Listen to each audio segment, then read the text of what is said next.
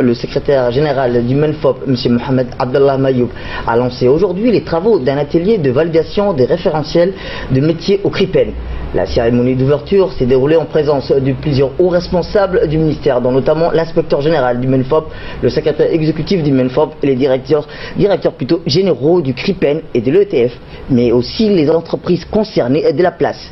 Animé par M. Elmi Youssouf Ouaes, inspecteur en génie électronique, l'atelier de validation des référentiels des métiers et des certificats d'aptitude professionnelle portait sur l'électricité du bâtiment et des automobiles, ainsi que la maintenance des moteurs marins et motocycles.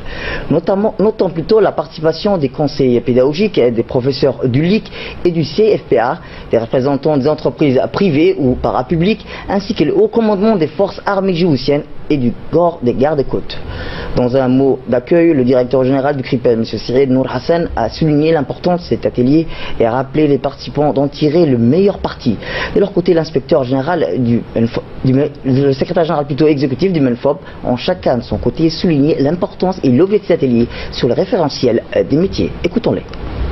Et aujourd'hui, nous sommes réunis pour une validation de 3 autres programmes, à savoir le CAP électricité automobile, le CAP électricité du bâtiment et le CAP moteur marin et motocycle, donc la maintenance du moteur marin et de la moto.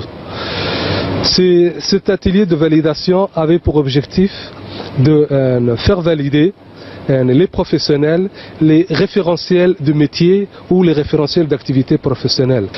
Donc nous avons exposé ce programme aux entreprises et donc ils ont critiqué, analysé, et ces programmes ont été validés avec quelques remarques et améliorations.